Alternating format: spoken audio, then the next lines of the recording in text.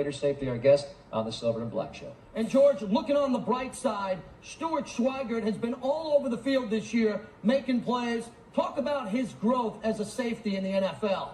You know, with playing time, JT, you get familiar with the nuances of the game. And what Stewart is starting to experience now is that he can recognize plays, he's reading routes a lot better, and he's taking proper angles on pass coverage and tackling. You know, you got to keep in mind, Stryker was a great college player. He broke Rod Woodson's interception record at Virginia. You know, we've come close last. What is up, Raider Nation? I decided to go live because this past Dallas game. Well, here's the thing. Anybody can come on here and yell and shout and say the team sucks and say this guy's terrible. We're not going to do that today.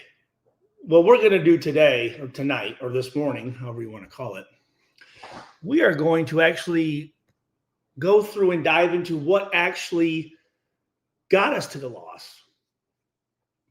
I'll be 100% transparent. Didn't watch the second half.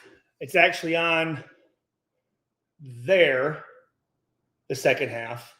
And then what's playing back here, I'm going to give a shout out to Raider Rob, who has the best collection of Raider games. This is actually the 2005 game against Dallas at home that we won, actually. Jay Lizard, thank you very much. I appreciate that. Thank you.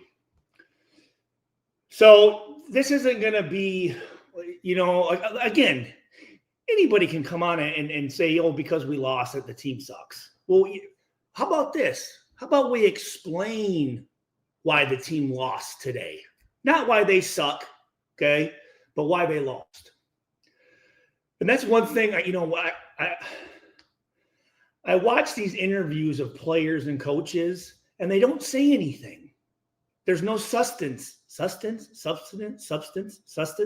no substance behind it. Well, we got to play better. No, really, you got to play better. Hey, we got to make tackles. We got to play hard. Is that something new in football? So I actually want to explain what happened. And again, I just watched the first half. All right. And it wasn't good, guys. It wasn't good, guys and gals. It wasn't good. But I will say this. Schottenheimer, go fuck yourself, man. You know what? His dad was a prick. When we played against him, he hates the Raiders. I don't like him. I don't know him. I never played for him. So I could give two fucks about him and his son, to be honest with you. The other thing is, CeeDee Lamb and George Pickens didn't start the game. Everyone's going, oh, wow, whoa, what's going on? You know what it is? Those guys are two fucking assholes. Two fucking assholes. I've never seen a more cockier word. I've never seen a more cockier team than I did tonight with Dallas. You know, the catch that CeeDee Lamb had over the middle, and he's standing over Isaiah. I would have kicked him right in his fucking balls. I would have kicked him right in his fucking nuts. And here's the other thing. Was it cold in Vegas tonight, guys? Anyone that was at the game, was it cold in Vegas? Because why are the guys wearing the cold shit that covers your mouth? We played in Green Bay back in 2006. It was negative. I think it was -1 degrees. Short sleeves. No, they're in Vegas, and I'm thinking these guys are fucking pricks. I said I wasn't going to get upset, but I just wanted to get those things out there. Schottenheimer, don't like him. If I met him, no big deal. I wouldn't go shake his fucking hand. His dad was a prick. Okay? God rest his soul. Hey, good coach. Didn't play for him. Don't give a fuck. CeeDee Lamb, pussy. Let me say that again. CeeDee Lamb, pussy. Okay? And George Pickens, I mean, You're not that good. You're not that good. I mean, for a 3-5-1 team, I would have thought those guys were undefeated. All right, enough of Dallas. Let's get into this game, okay? And I'm going to say this, everyone that's in the chat, I appreciate everybody. Got 14 people in here. That's good. If I missed something, I apologize. I have it on here, the new options. It's supposed to, can you guys see your comments down here in the bottom? At least Davis had his granddaughter in the box with him. Oh, that's cool. I didn't know that. Was that the girl who sung the national anthem? Or no, the drummer or something they were talking about?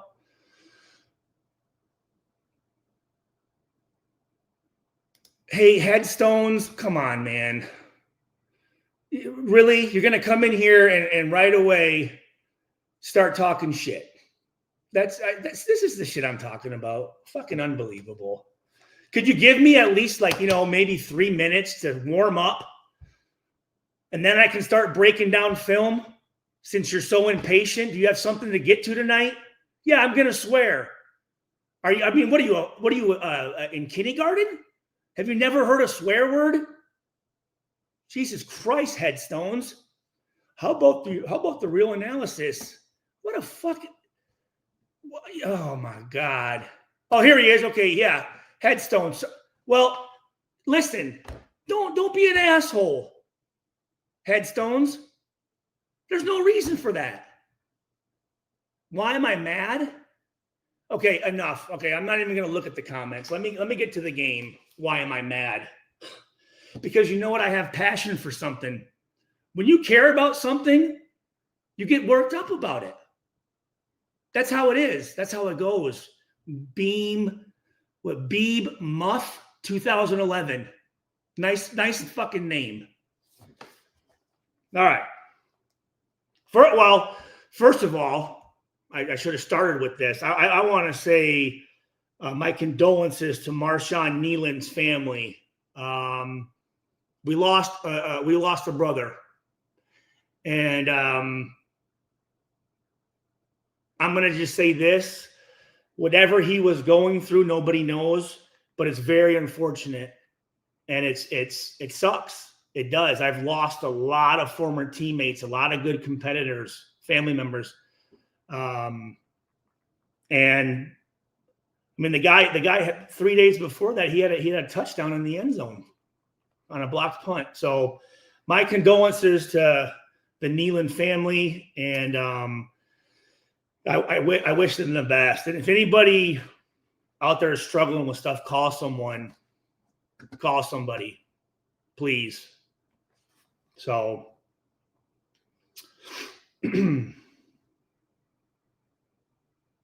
okay, let's see here.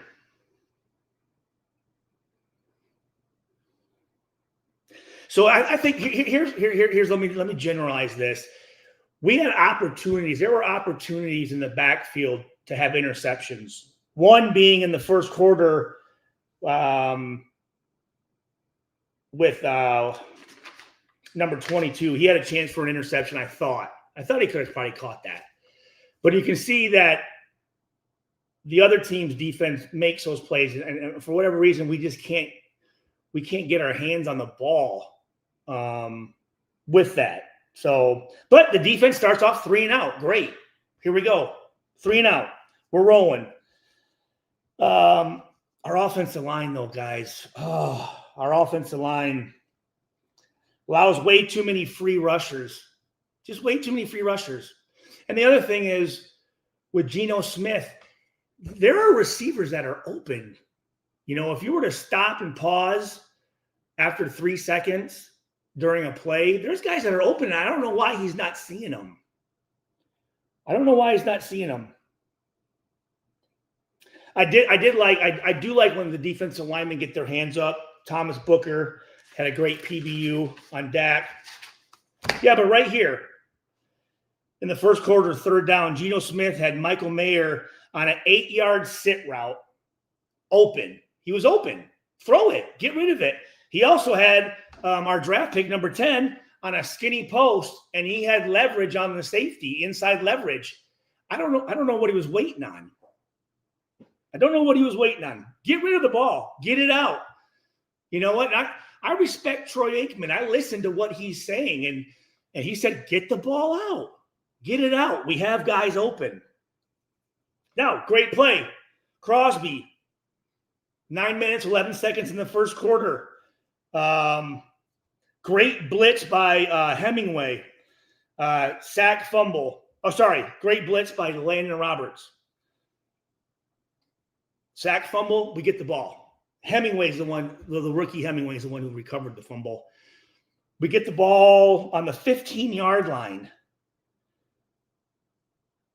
And here's the deal. Dallas, the last 2 games, Dallas had 5 turnovers. They were struggling with turnovers. So here we go. Team on the road. Defense comes out, sack fumble. We get the ball on the 15-yard line. And then next play, Kenny Clark's blows by our right guard, 61. Just goes right by him. Just goes right by him. And then on that play, actually, Geno had Lockett. Lockett was open, coming across the middle of the field. Throw it. Throw it. Throw it. Throw it. But then here we go. We get defense comes out. We stop them. We get the ball back. 3 times they ran that little their layer routes. But we give them the fake, the stretch fake, and then we boot out. I think first one went to number 18, the receiver, and then Bowers, and then Thomas. And 1st and 10 on the 18-yard line. First play, and I don't know why are we throwing it to Genty in the flat so much? We throw it to Genty in the flat, we lose 5 yards. Now it's 2nd and 14 or 4 yards, 2nd and 14. Then we throw it, then we run the dice route. We throw it to Tucker, and guy made a great play on that PBU. But now it's 3rd and 14. And then our left tackle, number 70, Forsyth, gives up a sack. On that play, I'll say this. There wasn't much time for Geno on that play. I think I counted 3.5 seconds. But we go from great stop on defense, 3 really good fucking plays, good tempo, good plays, 1st and 10 on the 18, and we end up 3rd and 14 with a sack. So here's the play that I want to it's Dallas's first touchdown. Let me ask this. I'd like to ask the people in here, the 16 people in here. I appreciate you very much. Yes. Here, let me take a look here, guys.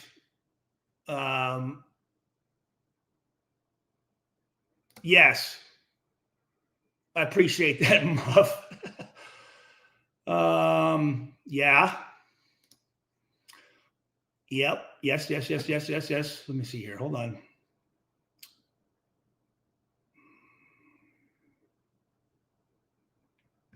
Dante Thor. Yeah, that's a good point. Yeah. Oh, Afakasi. What's up, brother? You know what? I was just thinking about you yesterday, man. I'm glad you stopped in, man. Hopefully everything is good. But do you guys remember the first touchdown with Dallas with CeeDee Lamb? Do you guys remember that? I want to while I'm drawing the play up, I'd like to hear your comments on who you think made a mistake on that play.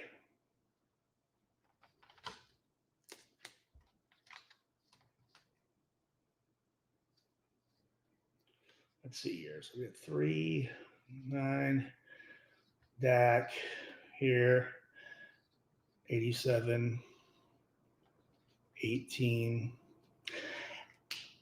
And also, guys, I want to say this.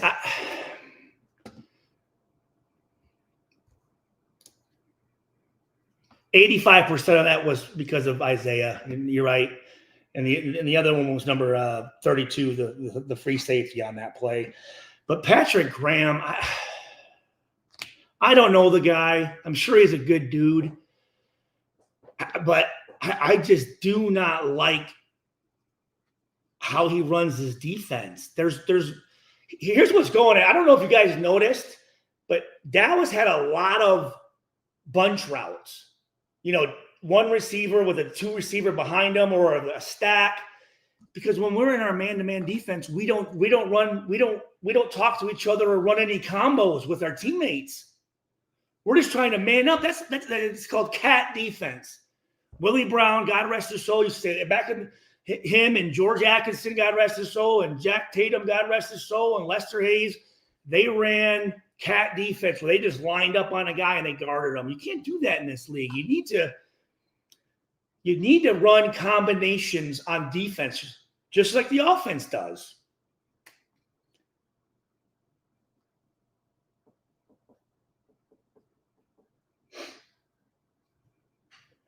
Just give me 1 second here. And I'm drawing up the first touchdown from CD. Piece of shit.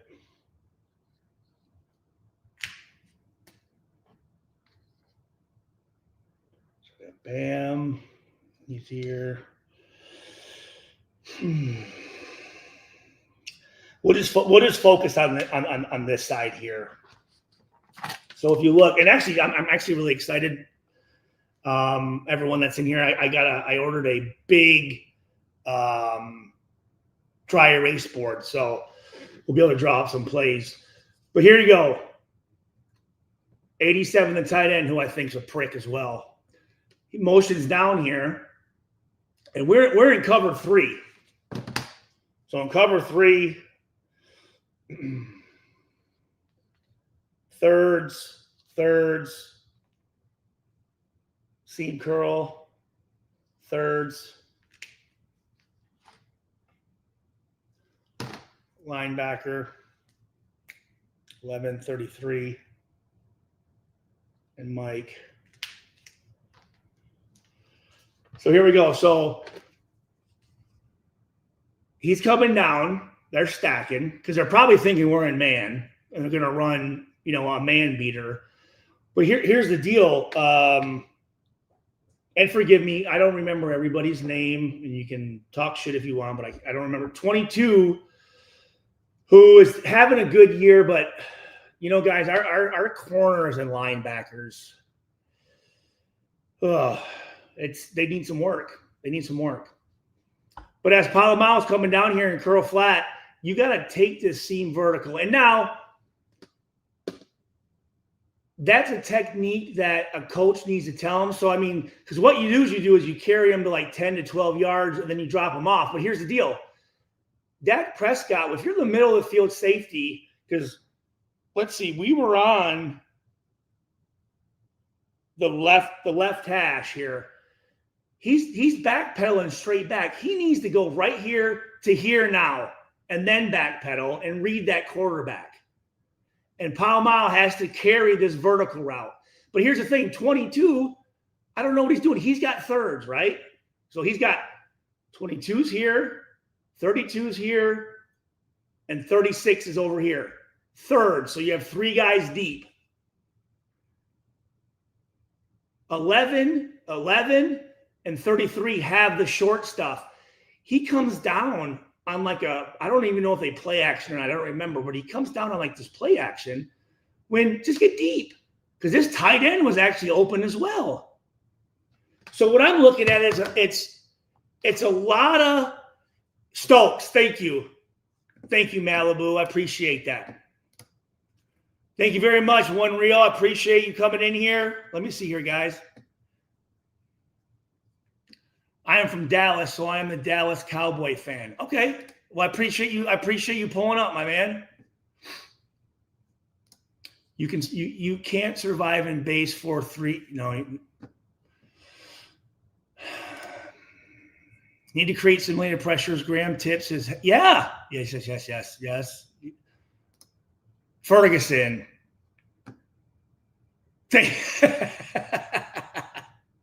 Thank you. Yeah.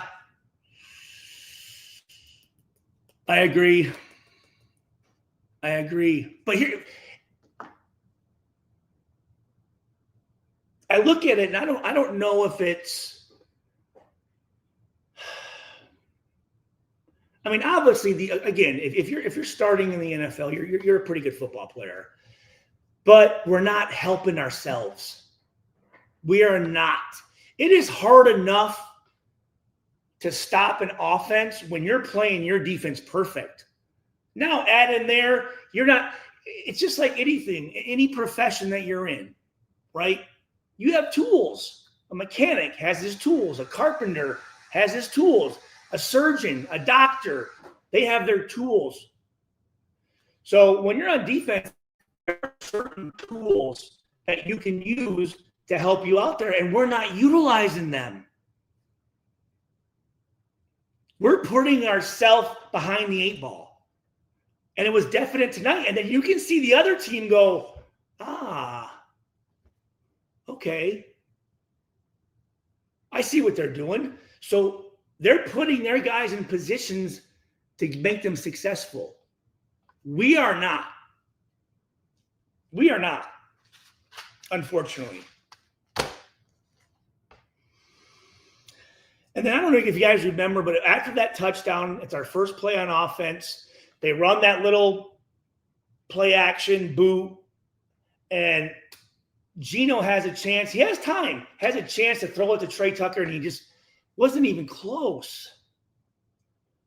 I mean, it wasn't even close. Again, get rid of the ball. Oh. No.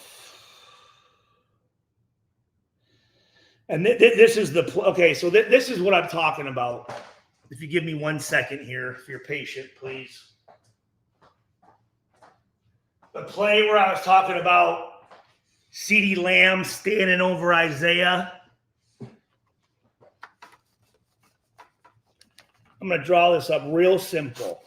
So remember I talked about how they're running combination bunch routes, okay? And this was a big play. That 9 minutes in the second quarter. Dallas is on the 36, on their 36, 3rd and 4. We stop them. We got the ball back with good field position, and it's nothing to do with the player's talent. All schematically. Schematically, might have made that word up, but so here you go.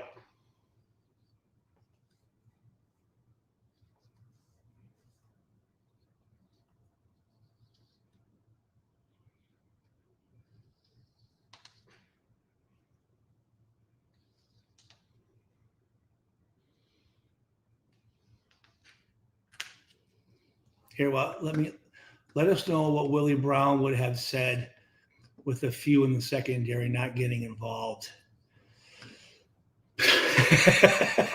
Here's what Willie Brown would have said. They're just out there killing grass.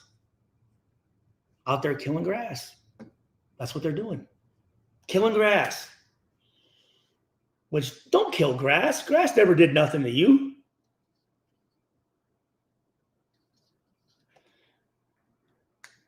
So here we go. Here was the route combination here. CD comes out here, motions out to do what? To pull him out because he's going to run back in. It's all about leverage, right? Chin is right here on 87, and then we have our safety over here, 32, right? So wait, hold on. Yeah. So since CD comes outside, now he's got the widest guy. He's got the inside guy. But here's the deal. This number 9, who he has, is doing an out route. That's really tough for him to get down there. Now 36, he's running an inside route. That's hard for him to get over there. So let me ask you guys this, because you guys are smart fans.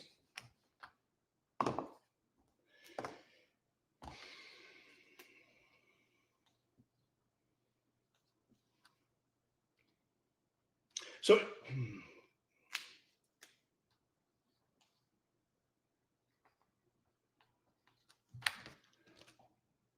here's what we would do. Back when Chuck Pagano was our defensive back coach, we would run what we call, I think there's different things, bunch, trap, right?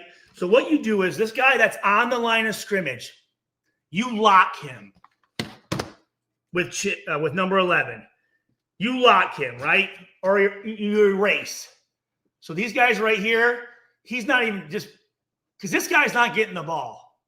Now, these two guys, when you have two receivers within 5 yards of each other, you run tango or banjo or however you want to call it, in and out. And what that means is as those guys come up the field, the inside guy stays inside and the outside guy stays outside. So as these guys were coming up, and you have CD coming here, and this number 9's coming out here, instead of him trying to run down here and him trying to get here, what do you think they should do? If those guys, hey, Chin, lock, he's gone. All right, now 32 and 36, you're here. In and out. You back up, and those guys cross, they run right into you. It's a no play. We're off the field. They're punting the ball. Good field position. We're still in this game. And then later on, as the game went on, they kept doing it. Dallas is like, well, shit. If they're not going to make any adjustments, keep running it. Run those bunch routes. So I see that on Dallas's offense, but then I don't see us doing that on our offense. Oh, and then the fourth and 1 on the 5-yard line. Again, I sound like a broken record. What do you guys and gals think Dallas did on that second touchdown to the tight end? Is it Ferguson? To the tight end, Ferguson. What do you think they did with the receiving core? Let me just see. Well, there you go. You swap. Yep.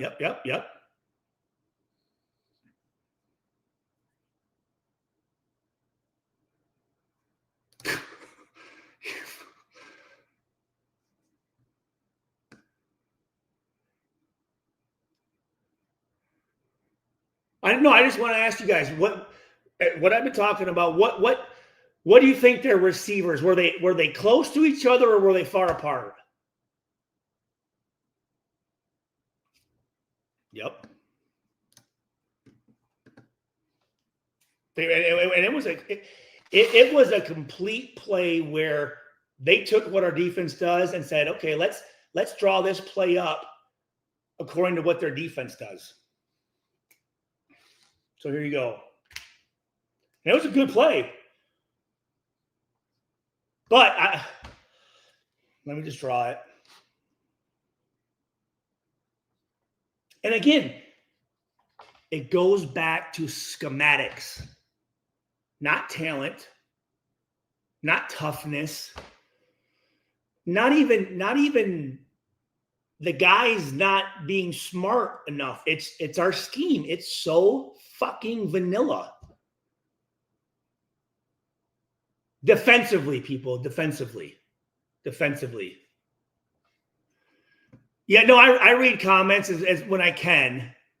Forgive me if I'm missing comments, guys,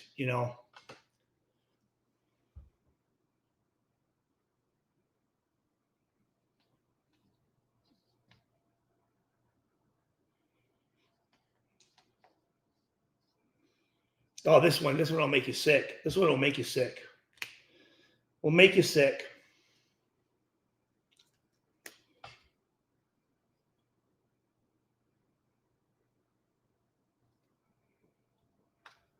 Also, one thing that we do too, I feel this is and it was something I struggled with. When we get down inside the 15-yard line, I feel our safeties are too deep in the end zone. They're playing too deep. Playing way too deep.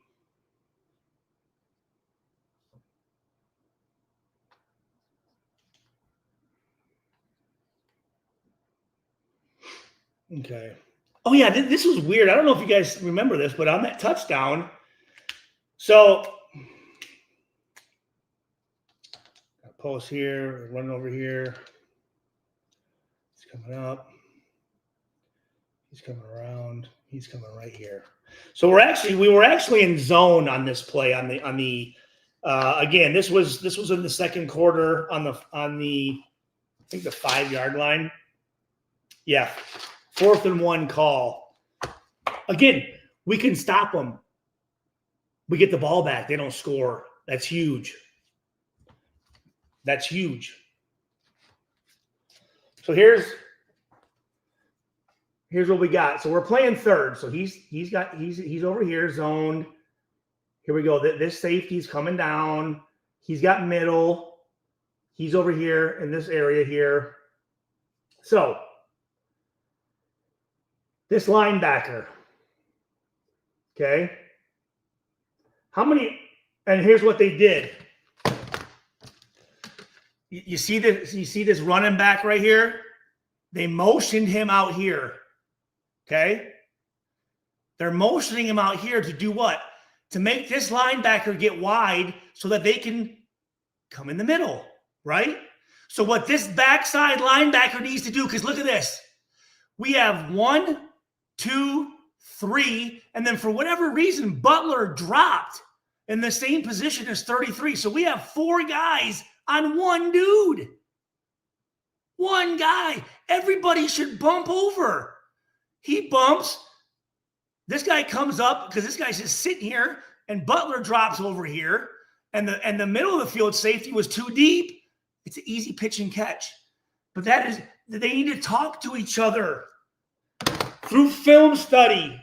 Again, these guys are bunched because they're thinking they're probably going to be in man. Well, we ran zone, so they take this guy, shoot him out here, and then 22 again comes down here on this guy when that's 11's job. You get deep.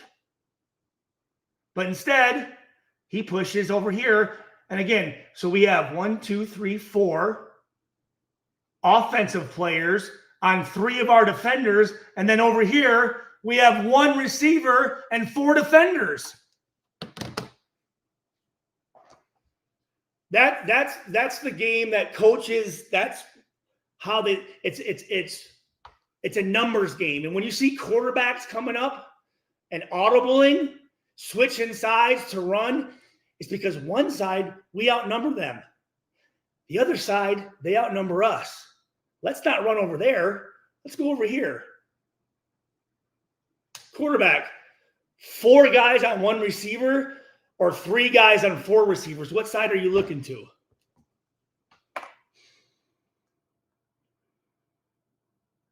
And then Lonnie Johnson, 32, yeah, he had a chance for that pick.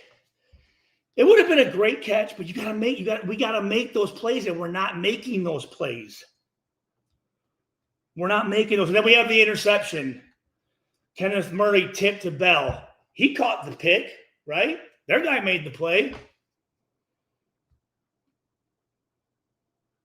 And then you have the penalty with Kuntz and Holmes. Here's the deal. When guys grab, Holmes grabbing, it's lazy defense. Play with your feet and your body, not your hands. Especially when they're not out here. If you're playing with your hands inside your body or framework or the framework of your body, that's okay. But when you get out here, that's not okay. But, I mean, I want your guys' opinion. I'm going to say this again. Dallas, I'll tell you what. You can see the culture that Schottenheimer has. It's the same fucking culture that the Chargers had when Schottenheimer was with the Chargers. They're arrogant pricks. That Tyler Gittin, he's hitting Kuntz after the play, and then finally Kuntz, hits him underneath his chin and he flops. I mean, what a pussy. What a pussy. And he's laughing and everyone thinks it's funny. I'd be like, if that guy was on my team, I'd be like, what are you doing, man? What are you doing? Now, Kuntz needs to keep his emotions in check. But if you saw it before, he's guy's blocking him. The fight says, fuck you. And he hits him right underneath his chin. And the guy, and then he flops. Yeah, exactly. Here, hold on. I'm going to go back here, everybody, and I'm going to let me just see your comments. They're packing like they're swarming at the ball, but the ball ain't there. Flavor for the day, drum roll, vanilla. For real. I'm asking you guys questions. Who's more vanilla, our offense or our defense? We have one of the NFL's premier running backs, and we don't run him. We throw it to him in the flat, 7 yards behind the line of scrimmage. He's got to run 7 yards to get to the line of scrimmage to even get a yard. Let's see here. That's what gives me a seasoned coach. Can't make these corrections or clear. Yeah. Yep. Football is definitely a game of leverage, and that's what you're doing, right? Receivers, they call it a stem, right? They're coming like this to make the DB move here so they can go where? Here. Or let me say this. They go and they stem outside to do what? To here. And then right before half, Pickens.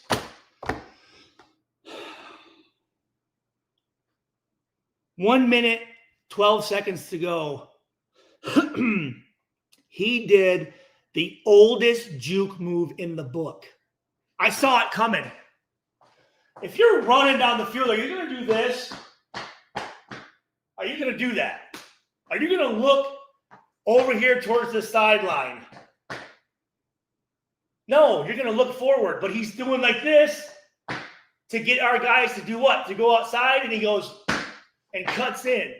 And 32, his hips are too parallel to the line, to the sideline. So he's running this way, and he's begging that guy to cut back. So here you go. I talked about 3 touchdowns, and then I'm opening it up to you guys. 3 or 4 touchdowns before half. What, 3, 4?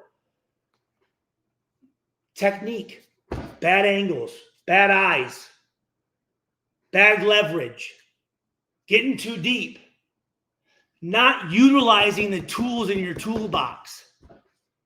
One thing that made Chuck Pagano so great was he goes, guys, listen. Yeah, we have calls, a man defense, a cover 3, whatever the hell it is. But once they line up, you guys play your plays within the defense, and that's what we're not doing, and we haven't done it under Patrick Graham in 4 seasons. Either he doesn't trust those guys to be able to talk to each other and run combinations, or he's not teaching them it.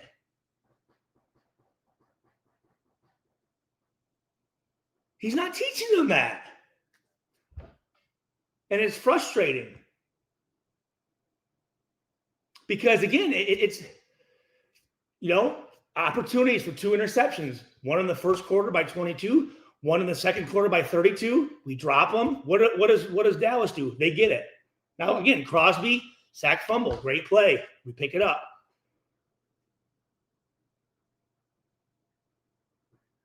Geno Smith.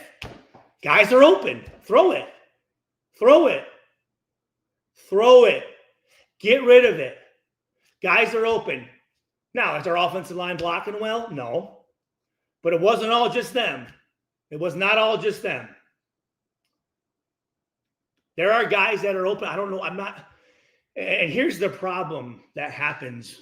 When you get in your head and things become issues, It's hard to get past them, and we're just not getting past them.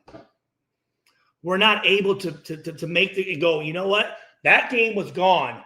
We're letting shit linger. Shit is lingering. And I like Pete Carroll. I really do. I think, he's a high energy guy. I think he lets his coaches coach. But I see some issues with our two coordinators. I really do.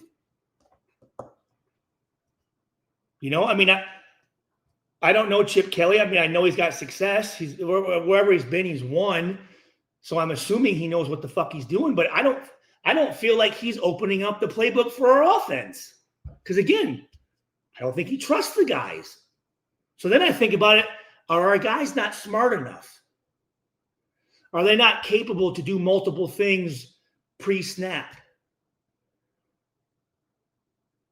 I gotta think these coaches know that, but then why are they not doing it? Why are these players not doing it? There's no pre-snap communication on defense. I did see Geno seeming to check some stuff, but then we have our offensive line issues.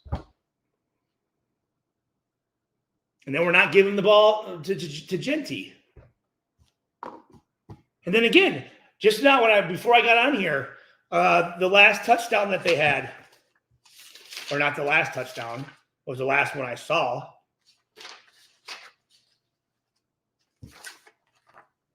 Kelly, he's on the goal line. He's guard number 18 or 19, whoever the fuck he is. I don't even know who the guy is. And the ball snapped, and his head's looking inside here at the quarterback on the 2-yard line. I don't care if you're playing zone or man. You don't have enough time to look in there. You're not responsible for the run. There's 10 other guys down there for the run. Okay? Quickest route is an in route. I get that. But you need to look at if you're football is I don't want to call it a simple sport, but it's a sport that gets very complicated very quick, and you need to go back to the basics. If you have a guy that's the guy you're guarding, where should you be looking? Where should you be looking? Kind of simple. Let me see. Still pissed about last Monday. We got embarrassed on Monday. And there's no reason. How are we going to win? Because we have a bad defense and offense. Everything isn't working.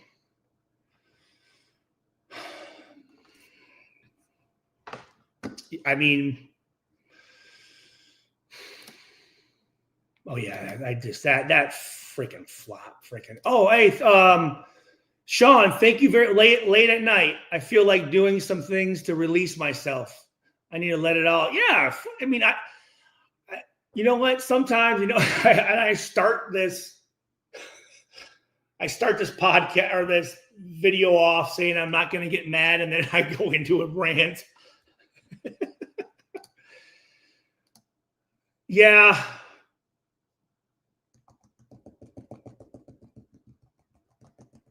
Brock Bowers is Brock Bowers. He's always going to play good, but our offensive line, man, is we got some good tight ends though. We do. We got 3 really good tight ends, and we do have good receivers. We're just not. I'm looking at it going, is Geno, is he not capable of multiple offenses? Do they call a play and have 1 or 2 options off of it? Because in the NFL, that quarterback, that's why they make the money, guys. That's why those quarterbacks make that big time money. And that's why you only see, think about in the last 25 years, can you name me 10 legit all-pro quarterbacks? You could probably name 7 or 8, but they're hard to find. Peyton Manning, if you can't go up to the line of scrimmage and adjust off of what the defense is doing, you're letting them dictate to you your gameplay. And in the NFL, that's why that you don't win. You don't win like that. I remember Peyton Manning. Rob Ryan, we would, when we were playing the Colts, we would have a call, and we'd wait for Peyton Manning. He'd walk to the line of scrimmage. He'd check. Then we would check our defense. Then he would check our check. And then we would check finally. And after the third check, we're like, all right, we're just going to run with it. And he'd check again. And obviously, Peyton Manning's a 1% of the 1% of the 1%. I get it. But that's why those guys are good. And that's why they make the money. And that's why they win Super Bowls. You know?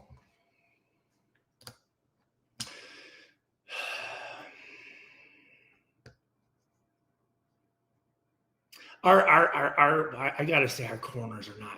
They're. Let me put it in these terms. I'm not going to call them bad. They're not bad players. They're not. They're just not playmakers. There are certain positions where you need guys that are making plays. Well, that's stupid. Of course, they got to make plays. Interceptions, pass breakups on third down, causing fumbles, putting intimidation into the other team's receivers rather than us being scared of their receivers. I mean, that's the thing that makes me so mad. These guys they're doing the mime in the end zone. He's miming the tight end, and then CeeDee Lamb standing over our guys, and the other receiver, whatever his name is, he's doing all his shit. And then some number 18 that comes in, no one's ever heard of. He's dancing on us. I can't on our home field. That shit right there, man. That hurts. Because on defense, you do have the ability to shut them up. They're going to score touchdowns, sure, big deal. But you make them fucking feel every one of those motherfuckers. You get 12 yards, cool, but you're going to fucking feel it. And I'm guaranteeing you this. You better look around and know where people are at. Because on defense, and when all of a sudden those offensive guys are looking to see where people are at because they don't want to get hit, they're not thinking about what play they have, and they're not making plays. But again, do we have linebackers? I mean, I'm not trying to be a dickhead, but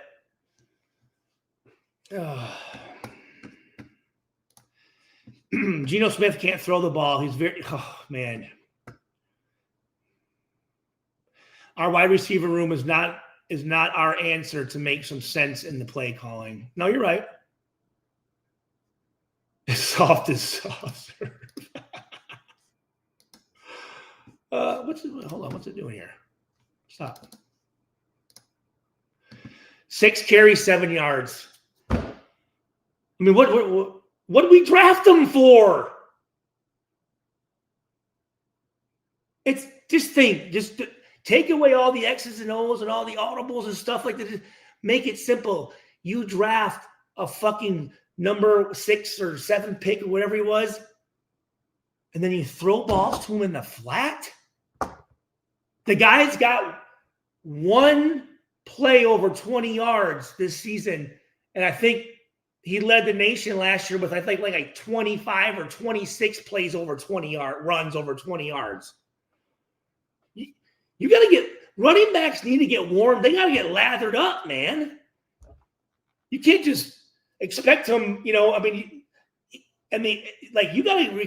to create this rhythm. But they're throwing, and again, it's not like it's not like this. Here's a running back. It's not like he's coming up here and going out. He's doing this.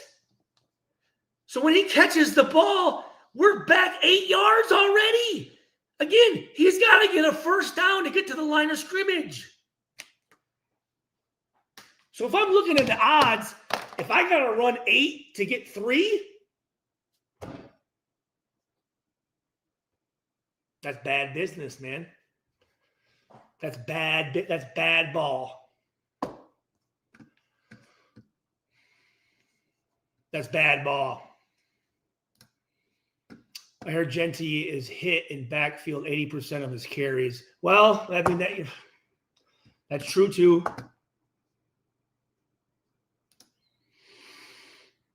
Yeah, George Pickens. Yeah. He had them shook out there. He was walking around like he owned the place. And I would say this, and I know it's been an issue, and I've really been patient with it, and I've been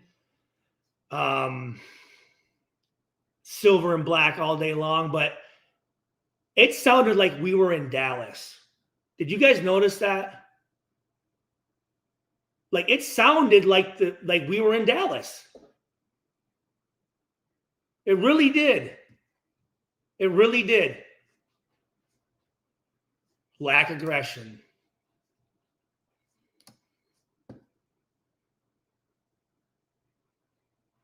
Yeah. Yes. I think everybody else has been gone. What's the fascination with him? I mean, we've given him 4 years to bring in his guys and implement his system. And what has it gotten us? What has it gotten us? I mean,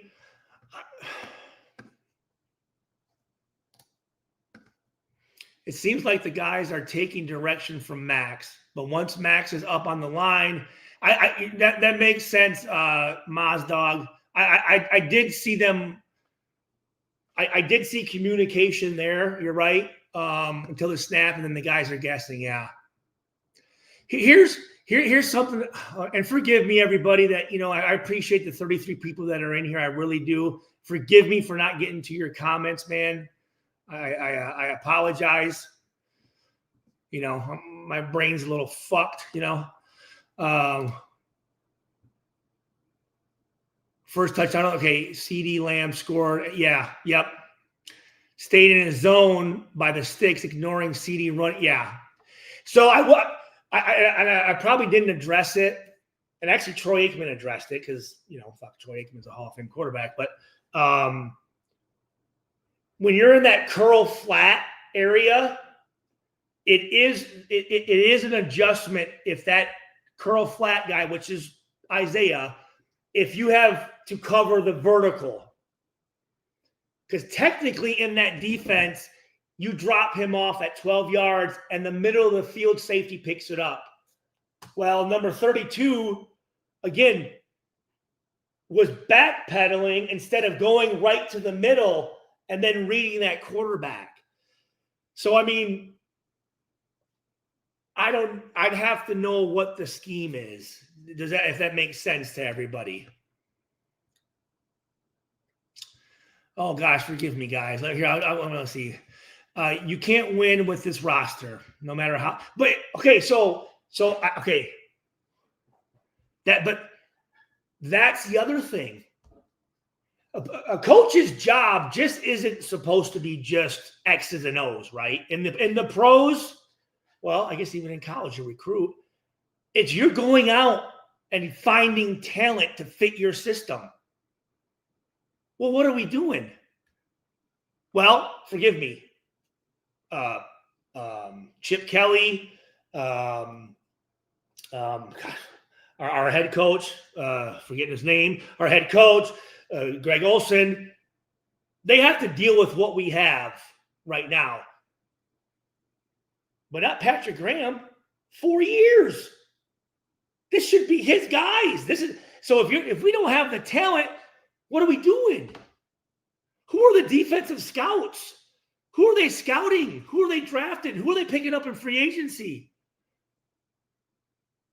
We're just, I mean, and I gotta believe this. I love Mark Davis very much. He lets his guys do their job. Hey guys, you know what? I'm going to provide you with the best facilities. I'm going to provide you with the money that you need.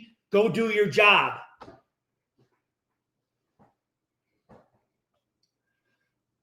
I don't know, man. scouting and getting the proper players is just as important as what you know football-wise. He was supposed to cover the flats. Slimeball, what? Forgive me. Pete, jeez, Pete. Is that what you think? I haven't heard that one. I mean, again, what the fuck? I don't. What do I know? I don't. I know. I know this. I know that.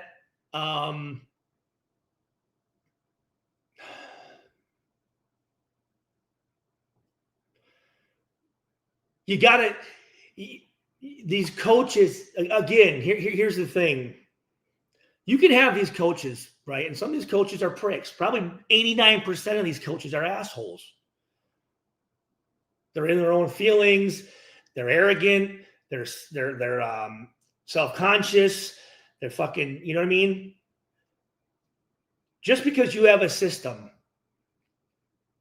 and you go somewhere and you try to make those guys fit into your system, it's not going to work at first. You've got to be able to take those guys and go, okay, what is this linebacker good at? So I'm going to take his best traits and I'm going to set up a defense that highlights what that guy's good at. What's this corner? If this cornerback is not good at man-to-man on the goal line, either you take him out and put a guy in there that's good on man-to-man on goal line, or you don't run a man-to-man call to his side. You adjust to the player that you have. Now, free agency comes around, the draft comes around, I'm going to get a guy who can play man-to-man defense on the 10-yard line and in. I want that guy. Then go out there in college and find that guy. Don't try to take a guy who doesn't do that and make him try to do that. That's not – a coach's job is to put those players – in the best opportunity for them to be successful and make plays. Rob Ryan, Wink Martindale, Chuck Pagano, Clayton Lopez, those coaches, Willie Brown, Keith Millard, I mean, they did that. Chuck Pagano, guys, you do what you want. If you want your left foot up instead of your right, I don't give a shit. Go ahead and do that. Hey, coach, you know what? I'm not really comfortable, playing that technique. Then what technique are you comfortable doing? Because here's it. And as a player, you have to have confidence in your coach. Why am I doing this? Why is this the technique? Now, a coach, well, because you know what, Stu? That technique that I'm telling you to do won me 2 Super Bowls. Shit, all right, let me go. Let me roll with that. But if you're running a technique and we haven't won anything, it's like, well, I don't trust that we should be doing that.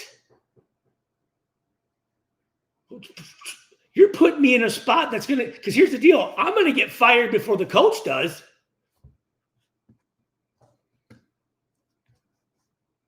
You know what I mean?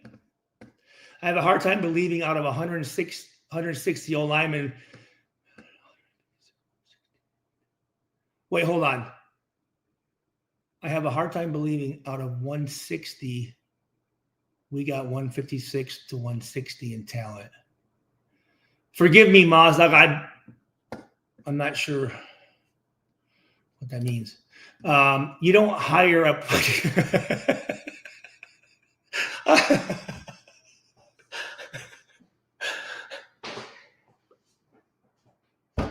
I'm laughing, but that's what it is. But again, you have these NFL these coaches, man, and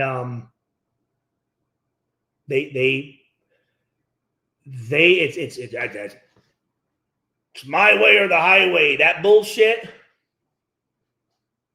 And what just I go back. You know, at first I was a little upset with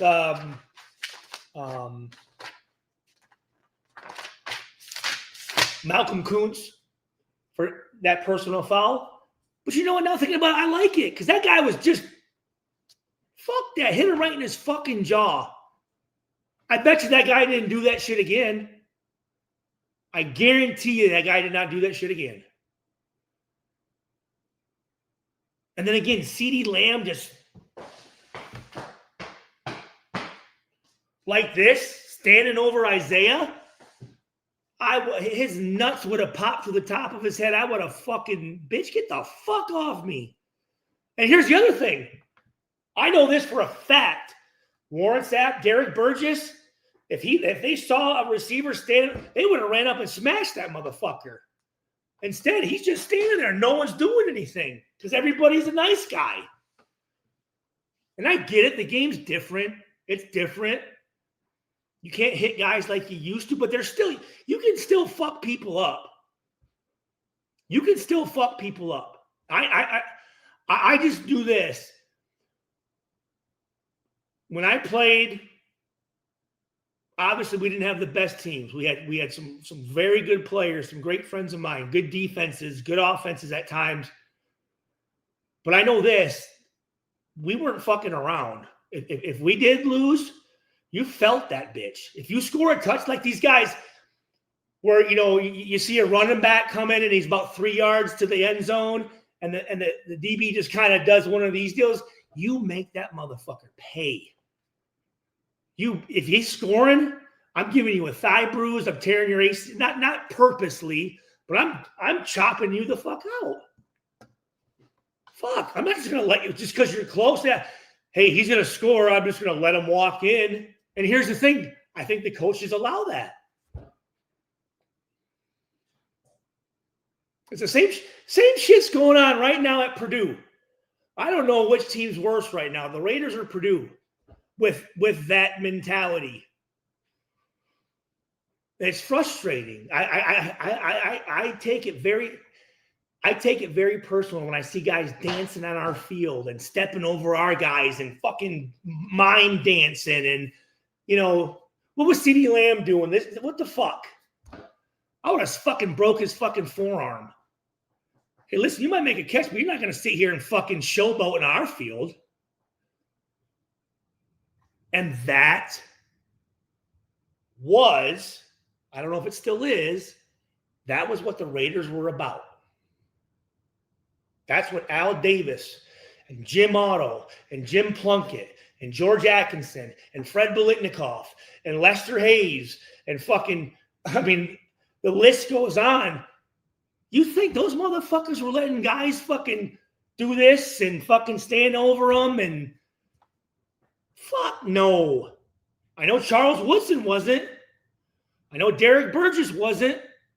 I know Jerry Porter wasn't letting fucking DBs hit him like that. I saw Jerry Porter in Washington in 2005 when we went there to Washington in 2005 and beat them on the road. Take a fucking blast from Sean Taylor. God rest his soul. One of the greatest safeties out there. One of the toughest motherfuckers there is. Jerry Porter got right the fuck back up. And here's what that does. When you're a DB and you fucking unload on a guy and you give him everything you got and that fucker stands up, you're like, oh, shit. Anquan Bolden. Anquan, I have a...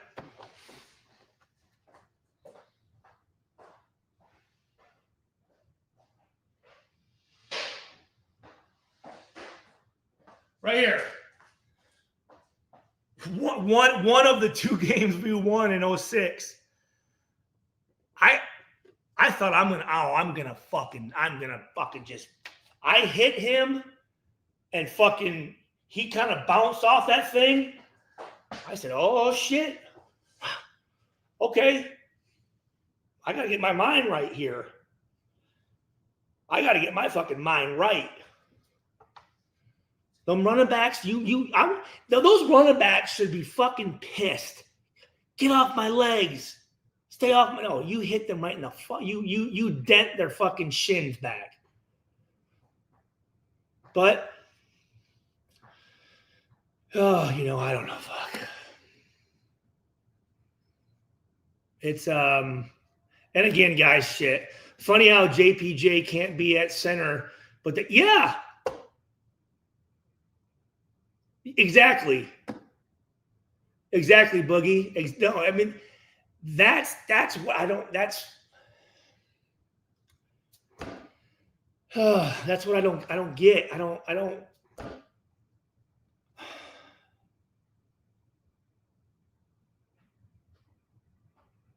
Because here's the great thing about football is it takes everybody. It really, and when I say everybody, I'm including the fans, like we are. Okay, I'm a fan now.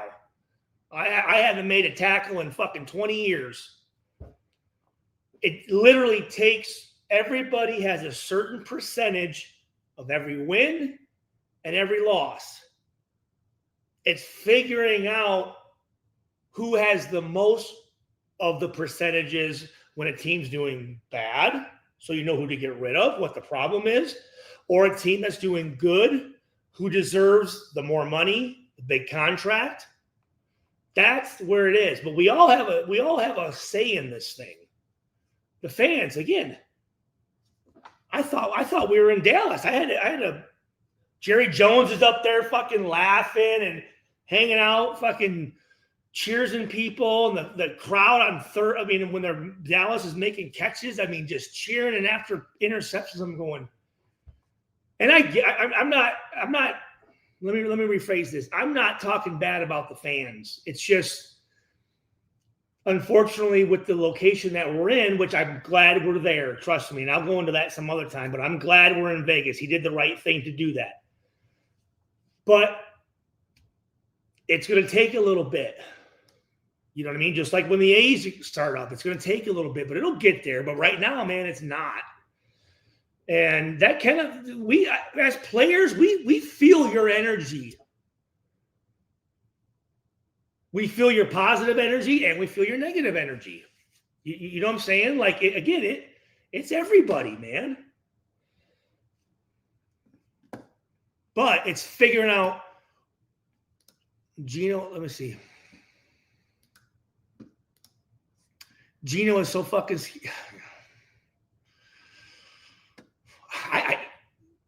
On the flip side of that, Boogie, I don't know how much the receivers are trust him. I think it goes both ways on that one. I think. I don't know if they really trust him. Like, oh man, motherfuckers. Shit. But it's just. I don't know. And let me ask you this. Do you guys see anybody on the sideline just ripping a motherfucker's ass? Pause. Do you guys see anybody on the sideline yelling at somebody? Because I know this. There were games where Randy Moss would come down to us and go, guys, what the fuck? Or Warren Sapp's going over to the offense going, guys, we got to go. Come on. Come on now. Let's go. Or Shane or Seabass is coming up. Stu, we got to go, man. We need to fucking play, man. I don't know if I think everyone's just, hey, man, cool, you know, no big deal. I still get my check. No one's really giving me shit. So here's the thing. I mean, for all you that are parents out there, and for you that aren't parents that will become parents, you to change a behavior, you need to do something that changes that behavior. That sounds stupid. If you want to change that, if a kid keeps doing something that you don't want him to do, is he going to stop doing that if you don't tell him not to do it? Or maybe if you embarrass him a little bit? Or maybe you put a little fear into him a little bit? Hey, listen, motherfucker. You're about to lose your job if you don't get your shit right. But here's the deal, coaches. Coaches are not all of them. Majority of them are pussies too. They're scared to tell somebody, "Hey man, you need to pick up your game." Instead, "Oh yeah, you're good. Don't worry." And then all of a sudden they cut you. You're like, "Fuck, man! I wish you would have told me. I thought everything was cool. I didn't know I was doing something wrong." So, what is this? Powerless against Yeah. Reinforcement. It doesn't feel like there is any leadership on the sideline. I've been saying that for years.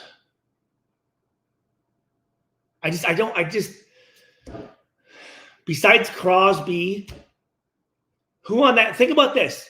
And let me ask, and I want to say thank you so much for everyone for being here. The 40 people on this Monday night. I'm sure people have work tomorrow, and I appreciate you.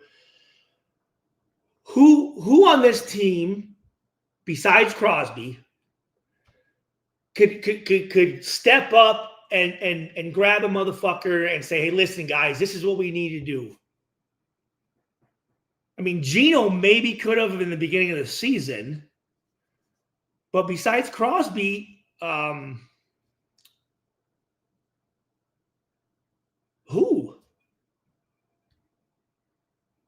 You know what I mean? Who's the guy that people are going to listen to? Who's the guy that actually has the credibility to stand up and actually say something? Because some guys try to do that, and you're going, what in the fuck is he talking about? He hasn't done shit. And he's trying to tell us what to do?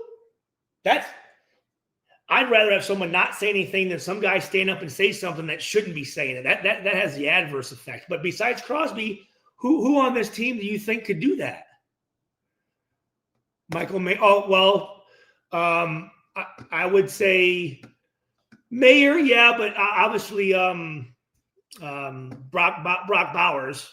Yeah, well, I was thinking Colton Miller too, but he's hurt, right? I mean, and here's the deal: when you're hurt, you can't say shit. Really, it's just the way it is, and you really don't want to say anything because you're not doing anything. You feel like a bum.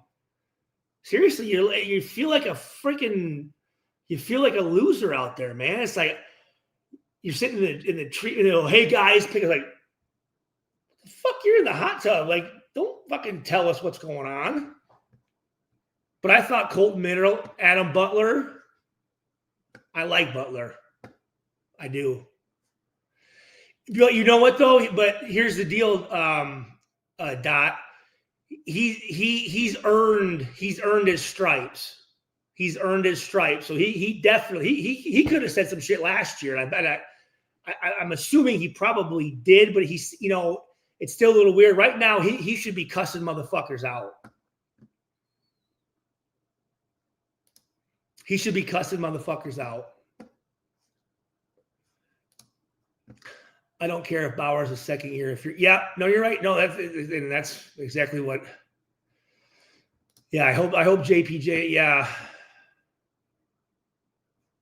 What did Malibu say?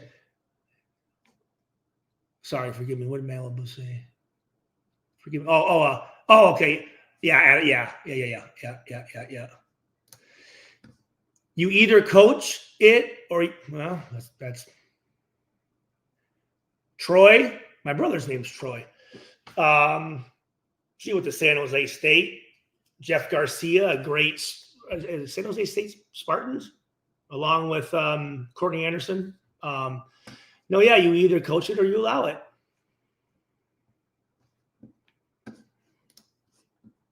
Max Crosby interview after the game was asked about Butler's comments about offensive unit not performing, and Crosby said he didn't want to talk about the next question.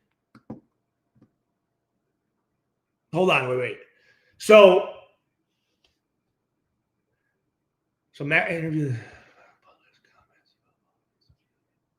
What did Butler say about the offensive unit?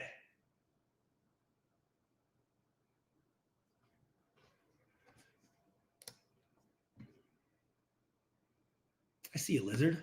Well, yeah, what did he say about the offensive unit?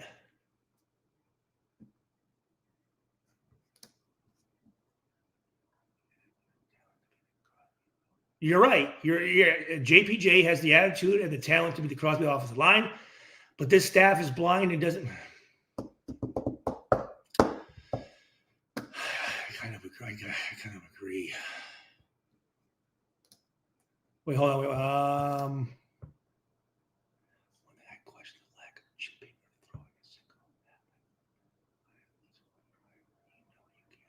Sorry, I'm reading it by myself.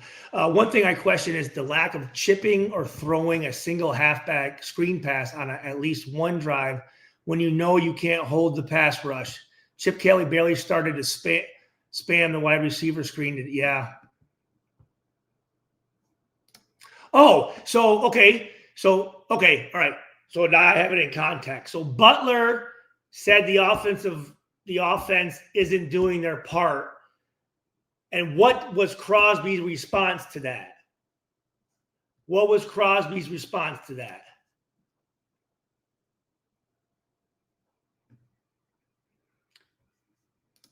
Here we go. Yeah, Butler, that everyone knows what's going on and that the defense is tired of carrying the load.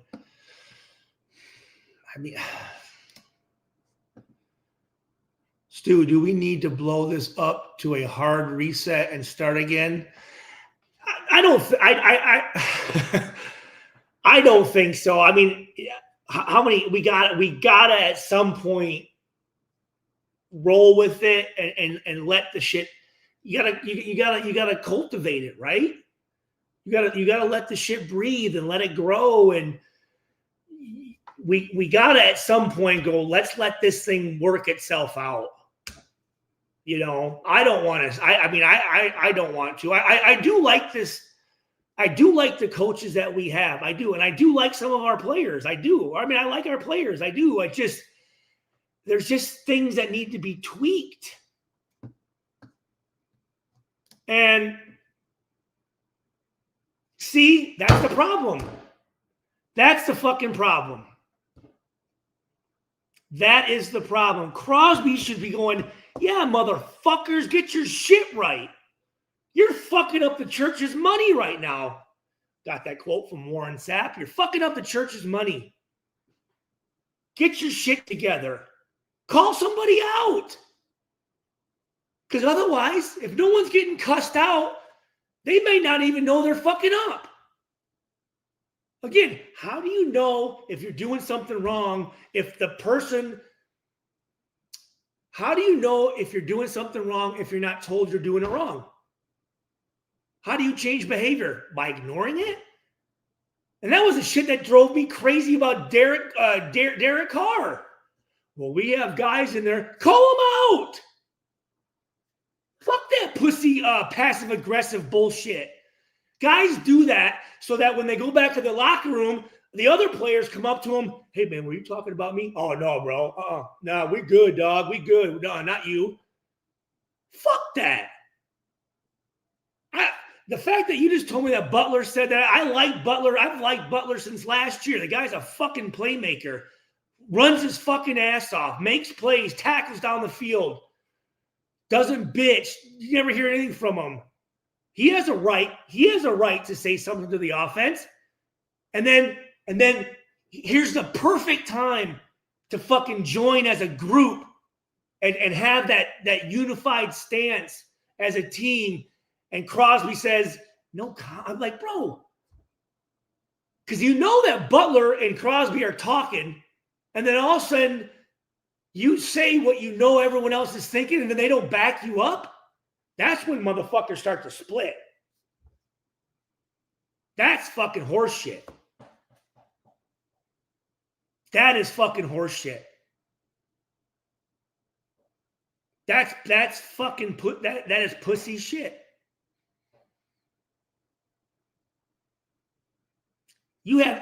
Crosby has every right. Crosby can call the coaches out. And that's what you need a guy to do. No comment.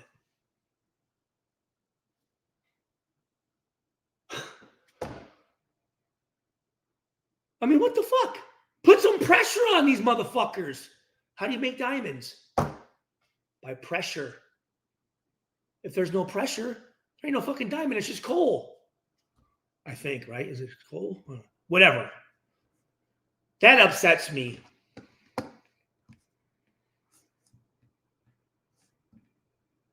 That's a problem, guys and gals, if there's gals in here. That's a problem. That right there is a fucking problem. Because I know this, if I'm sitting there and I'm talking to Namdi Asamoah, I'm talking to Fabian Washington, and I'm talking to Ronaldo Hill and Charles Woodson and Ray Buchanan, and we're all in agreement, fucking, yeah, man, this is bullshit. And then I go up there and say it's bullshit, and then they have a chance to piggy, and they...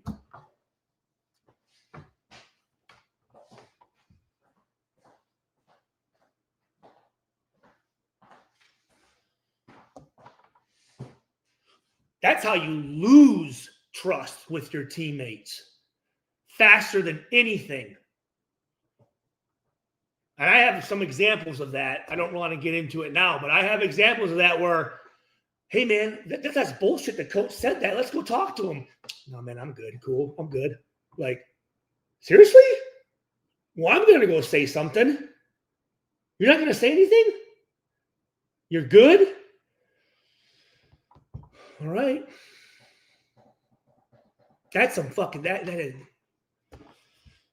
wow. Okay. The problem is people lack accountability because they don't want to hurt. You guys are all, again, I don't know how old everybody is, but I'm assuming everyone's worked somewhere. When you're a professional, and when I say professional, you can be a professional cab driver. That's a profession. When you get paid to do something, you're a professional, right?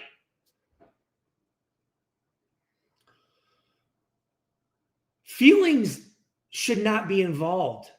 That's the fucking problem, is people get so sensitive. It's like, listen, I'm not attacking you as a person. Don't catch feelings. Okay? We're talking about the job here. You're not going to hurt my feelings. I need you. Here's the other thing. If I'm out there fucking up and all my teammates know I'm fucking up and they don't want to say anything, do you think that's good? I'm walking around, hey, I'm straight, but I'm fucking shit up. No, I want someone to grab me and go, hey, listen, motherfucker, dude, get your shit together. And I've had that happen before. I've been in games where and all of a sudden someone's like, Stu, what the fuck are you doing? I'm like, what do you mean? They're like, you're playing like shit. I am? Well, fuck, thanks for telling me. I didn't know. I'm going to get my shit together. Or in practice, someone's fucking around, you go up and you fucking lay them out. Wake their ass up. I remember back in high school, coach grabs my fucking helmet. Stewart, I'm going, oh shit, I got my shit together. The only reason I knew that, though, was because someone fucking told me. I can, that passive aggressive, that is the fucking worst shit someone, I don't know how it is for you guys or gal, but that passive aggressive shit, man, it drives me. And that's why I wasn't a big fan of Derek Carr, because that's what he would do. And it's like, bro, who are you talking about? Who are the guys that's fucking up? Because they may not know they're fucking up. So if a guy doesn't know he's fucking up, is it his fault? I mean, he has some responsibility. But if he's not getting corrected by the upper echelon of the pyramid of whatever team he's a part of, I blame the guys up top for not telling him. If a kid doesn't know how to fucking read or spell, is that his fault or the teacher's fault? No comment.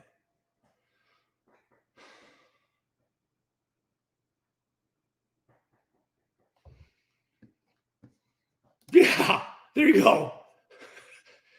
My coach threw a football at my head, woke me up. Yeah. Exactly, man.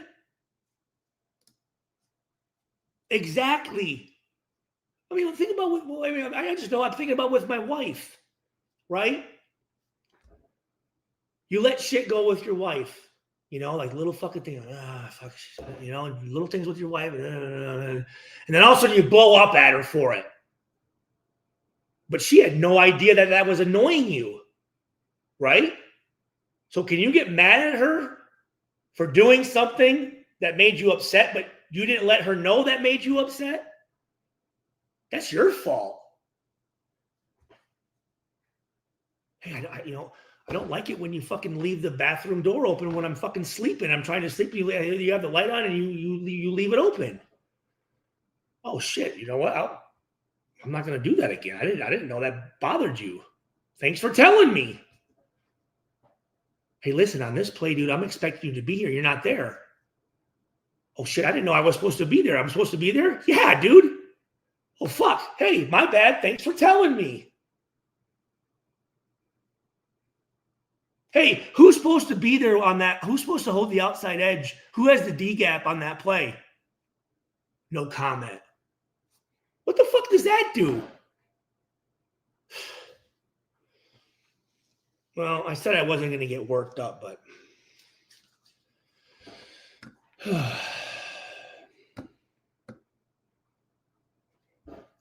no, that's just...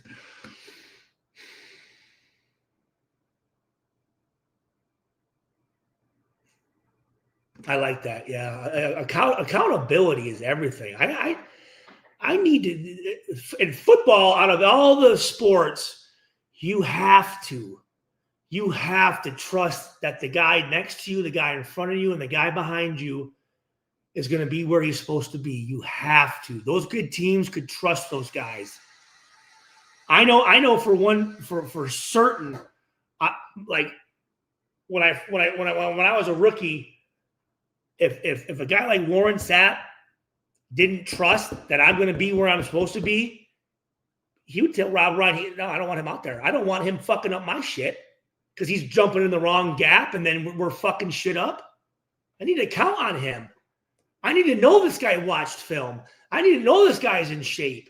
I need to know this guy knows the checks and knows what 12 personnel is and knows what down and distance it is and what personnel grouping they like to run the dash routes or the chair route or the dice route or what in the red zone when they come in. I need to know what type of I need to trust that guy knows that when they motion over, we're going to combo it and we're going to lock the point man. I mean, every play the DBs would look at each other. Hey, even if it was cover 2, just give me a tap so I know that we're on the same page. Never fucking assume anything. Hey, Fabo. All right, cool. All right, we're good. We're on the same page.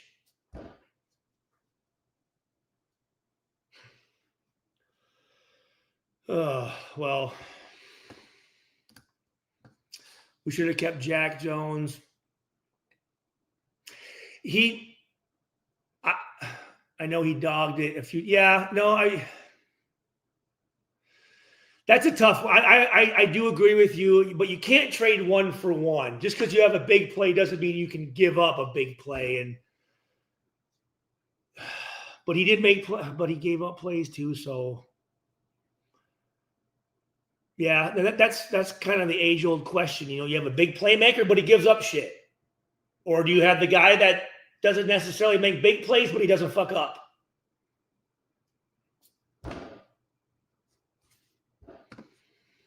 You know? Well, listen, guys, I appreciate everyone for being in here. I actually went a little bit longer than I wanted to. Hopefully everyone had a great weekend. Thanksgiving's coming up. Again, I want to say my condolences to Marshawn Nealon's family. And I encourage anyone listening to this, if you are struggling with something, talk to somebody. I've had my issues and I've thought this is the worst. Something my dad told me, Big Stu, my dad passed away this past July. One thing he told me, he said, you know, son, give it an hour. Because I know you've all been in that situation where, oh my God, I hit rock bottom. This is the worst thing. It's what am I going to do? Give it an hour. We'll get a little better. Then you know what? Give it 2 hours. Then give it a day. Then give it 48 hours. And all of a sudden, before you know it, you're going, okay, I'm all right. I'm all right. So just give it time, talk to the right people, and just talk to someone, you know. But anyways, I appreciate everyone coming in here, man. This was awesome. Thank you, everyone that's in here. You're absolutely right. This is therapy for me, to be honest with you. I needed to come on here and I haven't been on in a while, and I have some tests coming up for the NFL concussion thing, and it's stressing me out. And I'm like, you know what? I got to come on here and talk to my nation, man. I love you guys. Football guy Ole Miss. It's literally his dual threat, especially to block. Yep. I love you guys. I love the nation, and I'm going to end on this. I try to always end on this. Positive. Let's be. I know it's hard at times, but let's be positive. I believe in positive energy and putting that out in the universe.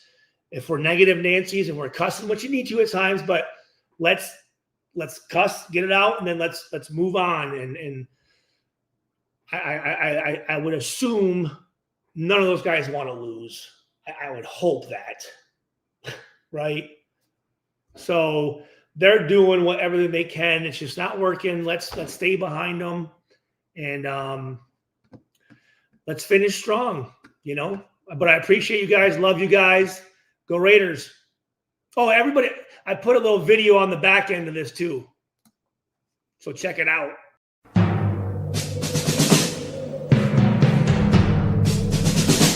The autumn wind is a pirate, blustering in from sea. With a rollicking song he sweeps along.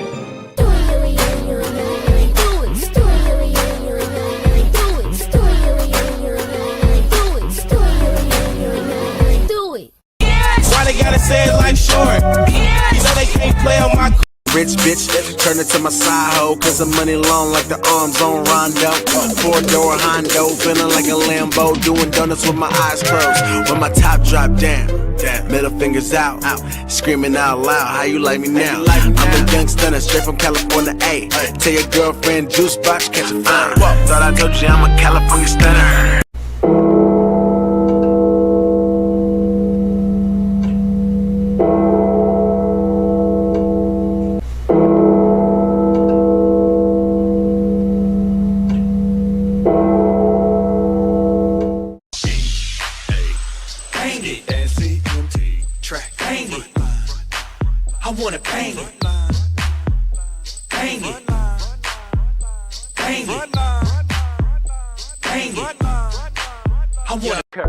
Keep spinning like street whales. I bounce back so clean like a detail. Keep slipping, keep chasing these females. I'ma throw heat and snatch all your CD sales. I creep while these other rappers sleep. By the time they awake, I'll be in NYC. Popping collars with J Mills and K Slade making deals. I surge and my pockets get refills. Keep clubbing, keep flossing your ice. Roll the dice, fool, gamble with your life. And by the time you figure out you crapped out, I'm in the business. All rap, I can't deny it. I'm an East Bay rider. You don't wanna mess with me. EAC incorporated the IMG, Oakland, LACPT. Tell me when to go. Tell me when to go. Tell me when to go. Tell me when to go. Tell me when to go. Tell me when to go. Tell me when to go.